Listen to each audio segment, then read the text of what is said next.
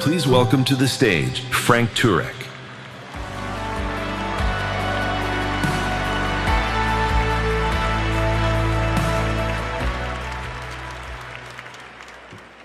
Erica wanted me to share with you what happened after that shot rang out on September 10th.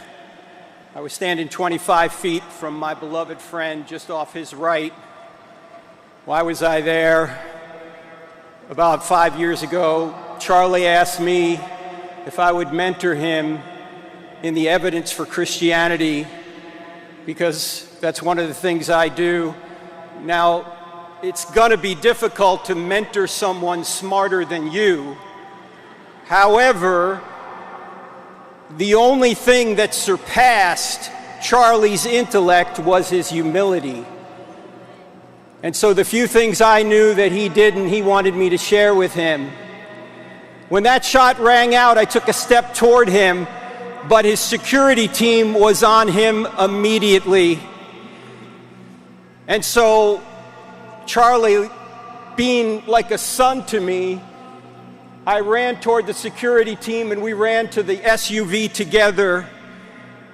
No father would stand back and go, "No, you just take my son, take him, I'll meet you at the hospital."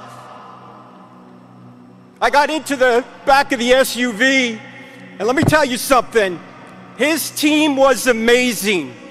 When this full investigation is done, I think you're gonna see that his team did everything they were supposed to do. In the car, Justin was driving. Dan was in the front with the GPS. Rick was to my left. He had Charlie's head. And Brian was at Charlie's feet. And Charlie's so big, we couldn't even shut the door. He's so tall. And I'm perched over the back seat. And while they're administering all sorts of first aid, apparently my job was to yell. I was doing a lot of yelling. And I want you to know that we did everything we could to save Charlie, but Charlie was already gone. His face was looking at mine, but he wasn't looking at me. He was looking past me right into eternity. And if it's any comfort at all, I learned later that Charlie felt no pain. He died instantly. But we had to try and bring him back. We couldn't save him. Now I want you to know that Charlie right now is in heaven, not because he was a great husband and father, not because he saved millions of kids out of darkness on college campuses, not because he changed minds and chased votes to save the country, not because he sacrificed himself for his Savior. Charlie Kirk is in heaven because his Savior sacrificed himself for Charlie Kirk.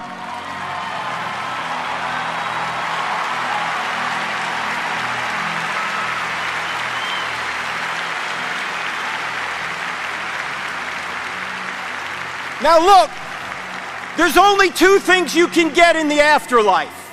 You can get justice or you can get grace.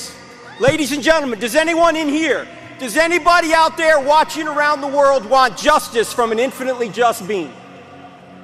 I don't want justice, I want grace. Well, the only way to get grace for an infinitely just being is for him to punish an innocent substitute in our place. Where can he find an innocent substitute among us? He can't. We're all fallen. So what does this infinitely just and infinitely loving God do? He adds humanity to his deity. He comes to earth. He allows the creatures that rebelled against him to torture and kill him so he could place their punishment upon himself, and then by trusting in him, every one of us can be forgiven and then given his righteousness. Ladies and gentlemen, this is the greatest story ever told, and it happens to be true. There's evidence for this, and Charlie knew it. Watch his videos. Charlie knew that life wasn't just about money, it wasn't just about sex, it wasn't just about power, it wasn't just about prestige. He knew that the purpose of life is to know Jesus and to make him known, to make heaven crowded.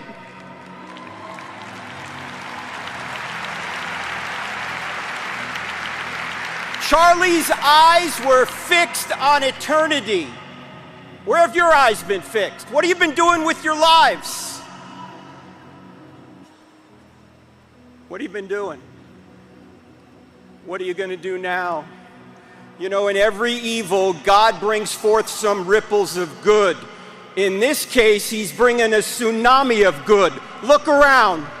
You're seeing it.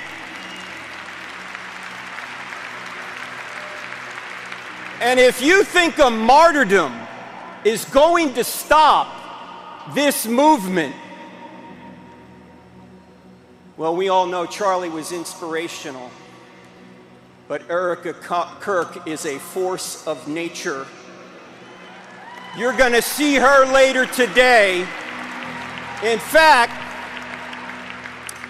I know what's going on in the spiritual realm right now. Every morning Erica gets up, the devil shrieks, "Oh no, she's awake again!" And ladies and gentlemen, let's honor Jesus, let's honor Charlie, let's honor Erica, so that when we wake up every morning, the devil shrieks, "Oh no, they're awake again, they're born again."